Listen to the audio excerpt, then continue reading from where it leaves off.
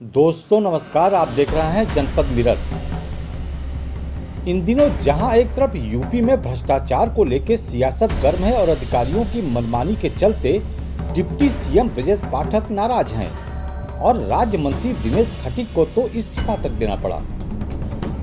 ऐसे में परिवहन विभाग में भ्रष्टाचार का एक ऐसा मामला सामने आया है जिसके बाद प्रशासनिक अमले में हड़कंप मचा हुआ है। भ्रष्टाचार का एक ऐसा मामला जो शायद उत्तर प्रदेश का पहला हो सकता है। भ्रष्टाचार का यह मामला उजागर होने के बाद यह तो साफ हो गया कि यूपी को अधिकारी ही चला रहे हैं और उसी का नतीजा है कि उनकी मनमानी से न सिर्फ जनता बल्कि जनप्रतिनिधि भी त्रस्त हैं।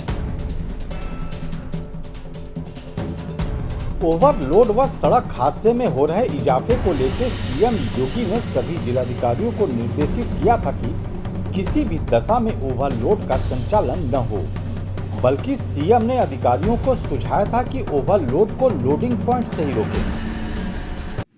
ओवरलोडिंग को रोकने की कार्रवाई जहां से ओवरलोडिंग हो रही है उसी केंद्र पर रोकना। ऐसा नहीं कि आप सड़क पे लेके आ रहे हैं और सड़क पर लेकर आने के बाद फिर सड़क पर अवैध रूप से जाम लग रहा है, लंबा जाम में लोगों को फंसना पड़ रहा है। जहां से हो रहा है वहां से आप बोलिए कि 5 टन की क्षमता है तो उसमें 15 टन नहीं जाएगा या 10 टन नहीं जाएगा। जितनी क्षमता होगी उसी हिसाब से आप उसको उस रिलैक्सेशन दे सकते हैं, लेकिन उससे ज्यादा नहीं। सड़कें खराब होती हैं और फिर उसके बाद जहां मर्जी आती है वहां वो अपना ट्रक और अपना वाहन खड़ा करके शेष अन्य लोगों के भी आना जाने को पूरी तरह बाधित करते हैं। इसके बाद जिलाधिकारी सोनभद्र ने खनन विभाग समेत परिवहन व वाणिज्य कर विभाग की संयुक्त टीम बनाकर जांच करने का आदेश दिया, जिसके बाद जांच टीम ने ताबड़तोड़ कार्रवाई की और सैकड़ों ओवरलोड ट्रकों को बंद कर सीज कर दिया। प्रशासन की इस कार्रवाई से सड़कों पर फर्राटा भरने वाली ओवरलोड ट्रकें दिखनी तो बंद हो गई, लेकिन इसके बाद शुरू हो गया एक ऐसा खेल जिसकी कल्पना शायद किसी ने नहीं की होगी। दरअसल संयुक्त जांच टीम ने जितनी भी गाड़ियों को बंद किया था उनमें से सैकड़ों गाड़ियां फर्जी रिलीजिंग ऑर्डर बनाकर छुड़ा लिया गया। लेकिन उससे भी ज्यादा हैरान करने वाली बात यह थी कि सभी सीज गाड़ियां पुलिस की कस्टडी में थी, लेकिन किसी ने फर्जी रिलीजिंग ऑर्डर की तस्दीक करने की जहमत तक नहीं उठाई और फिर एक नहीं सैकड़ों बंद गाड़ियों को माफियाओं ने फिल्मी अंदाज में पुलिस कस्टडी से छुड़ा लिया। ऐसे में बड़ा सवाल यह है कि योगी की जिस पुलिस की चर्चा पूरे देश में है, आखिर उसके कस्टडी से सैकड़ों गाड़ियां फर्जी तरीके से रिलीज करा लिया गया और किसी को कानो कान खबर तक नहीं हुई। खनन व परिवहन माफिया बड़ी बारीकी से पूरे घटनाक्रम को अंजाम देते रहे।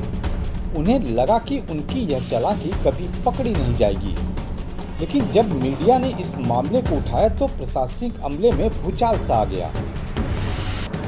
आरटीओ मिर्जापुर ने भी आनन फानन में एक जांच कराई, जिसमें जो तथ्य सामने निकल के आया उसे देखकर आरटीओ के भी होश उड़ गए। आरटीओ मिर्जापुर ने बताया कि जांच में 19 गाड़ियों की रिपोर्ट सामने आई है जो फर्जी रिलीजिंग ऑर्डर के आधार पर छोड़ दिया गया। उन्होंने कहा कि जांच कराई जा रही है और इस बात से भी इनकार नहीं किया जा सकता कि यह आंकड़ा बढ़ सकता है। इस तरह का एक प्रकरण आया था कि गाड़ी वहां बिना कार्यालय के, कोई कार्यालय से आदेश जारी नहीं होता, मुक्ति आदेश, उसके पश्चात भी उनके संज्ञान में गाड़ी छुड़ा ली गई वहां से किसी द्वारा। तो जब उसमें इन लोगों ने इसमें और जांच की तो उसमें पता चला कि और कुछ मामले उस थाने से और प्रकाश में आए थे। तो उनको बाकायदा निर्देशित किया गया था लिखा पढ़ी में कि इस प्रकरण को, चूँकि प्रकरण बहुत गंभीर प्रवृत्ति का है, इसमें आगे भी जांच करें और इस तरह के जितने प्रकरण हैं यहाँ पे इस तरह के जैसे आपने कहा कूट रचित प्रपत्र द्वारा, तो इस तरह के जितने मामले आते हैं जिसमें कार्यालय द्वारा आदेश जारी नहीं किया गया है अथवा सक्षम न्यायालय द्वारा जारी नहीं किया गया है और वाहन को किसी अन्य प्रपत्र के आधार पर वाहन स्वामी द्वारा मुक्त करा लिया गया है, तो ऐसे समस्त मामलों को जांच करके व समस्त सूचनाएं एकत्र करके इसमें संबंधित थाने को सूचित करें, उसमें आवश्यक विधिक और पुलिसिया कार्रवाई सूचना जो दी गई उसके 19 मामले इस तरह के अब तक आ चुके थे।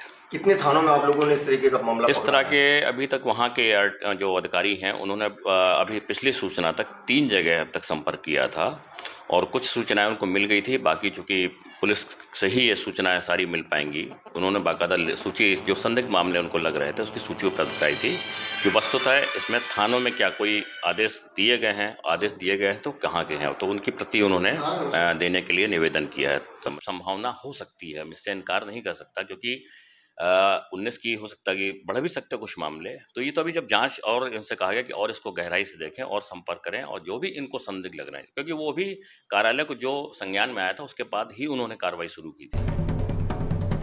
बहरहाल खनन में भ्रष्टाचार को रोकने के लिए सीएम योगी ने यह विभाग अपने पास रखा है, लेकिन सीएम योगी को शायद इस बात का अंदाजा नहीं था कि भ्रष्टाचारी किसी के नहीं है। उनका तो एक ही मूल मंत्र है, राम राम जपना और पराया माल अपना। शांतनु कुमार के साथ आनंद चौबे, जनपद मिरर, सोनभद्र।